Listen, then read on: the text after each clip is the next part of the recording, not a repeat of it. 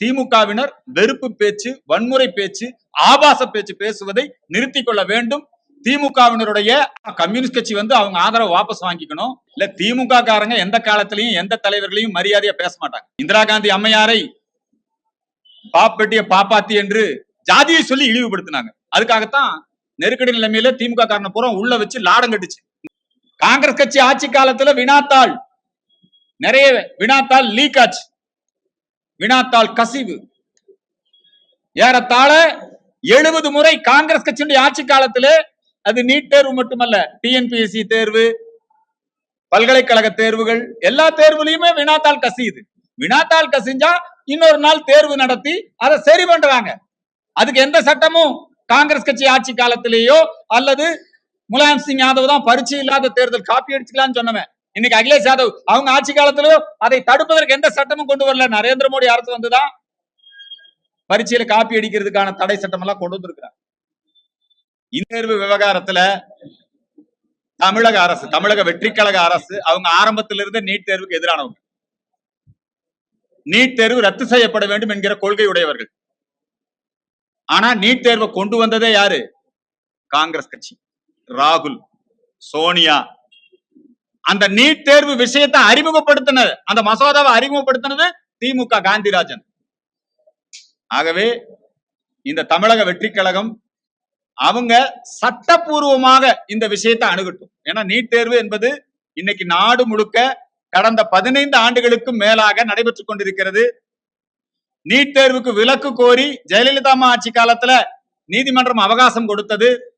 அதை நளினி சிதம்பரம் அவங்கதான், காங்கிரஸ் கட்சியை சேர்ந்தவங்க தான் வழக்கு போட்டு சுப்ரீம் கோர்ட் இனி நீட் தேர்வை ரத்து செய்ய முடியாதுன்னு சொன்ன பிறகுதான் நாடு முழுக்க நீட் தேர்வுகள் நடந்து வருகிறது.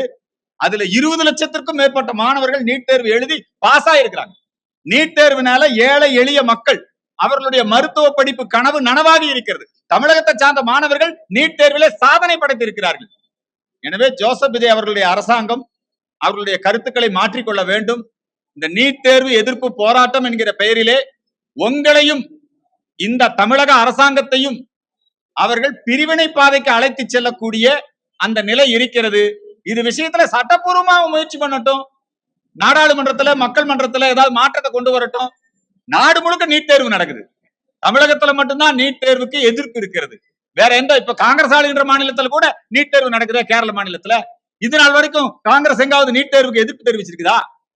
நாடாளுமன்றத்தில் ஏதாவது அவங்க அதை ஒரு மசோதா கொண்டு வந்திருக்கிறாங்களா? அல்லது சுப்ரீம் கோர்ட்ல ஏதாவது வழக்கு போட்டிருக்கிறாங்களா? ஆனால் இன்றைக்கு அவர்கள் இந்த நீட் தேர்வு விஷயத்துல அவங்க அஜெண்டாவுக்கு, காங்கிரஸ் கட்சியினுடைய அஜெண்டாவுக்கு இன்னைக்கு நம்முடைய ஜோசப் விஜய் அரசாங்கத்தை பயன்படுத்த நினைக்கிறார்கள். ஜோசப் விஜய் அரசாங்கம் சட்டப்பூர்வமாக நீட் தேர்வை எதிர்த்து அவர்கள் வேலை செய்வதிலே எங்களுக்கு எந்த விதமான ஆட்சேபனையும் இல்லை. ஆனால் எஸ்எஃப்ஐ போன்ற மாணவர் அமைப்புகள் இன்றைக்கு தமிழகம் முழுக்க சட்டம் ஒழுங்கு பிரச்சனையை உருவாக்கி கொண்டிருக்கிறார்கள். நரேந்திர மோடியுடைய உருவமை எரிக்க வேண்டிய அவசியம் என்ன? ஒருபோதும் தமிழகத்திலே நீட்டின் பெயரால் வன்முறையை அனுமதிக்க கூடாது என்பதுதான் நாங்கள் இந்த ஜோசப் விஜய் அரசுக்கு கொடுக்கக்கூடிய வேண்டுகோளாக இருக்கிறது. இல்ல திமுக காரங்க எந்த காலத்திலையும் எந்த தலைவர்களையும் மரியாதையா பேச மாட்டாங்க. என்னங்க, இந்திரா காந்தி அம்மையாரை பாப்பட்டிய பாப்பாத்தி என்று ஜாதியை சொல்லி இழிவுபடுத்தினாங்க. அதுக்காகத்தான் நெருக்கடி நிலைமையில திமுக காரனை பூரா உள்ள வச்சு லாடம் கட்டுச்சு இந்திரா காந்தி அம்மா. மிஸ்ஸா, புரியுதுங்களா? அதே மாதிரிதான் நரேந்திர மோடிய திமுக காரங்க தொடர்ந்து இழிவுபடுத்தினாங்க.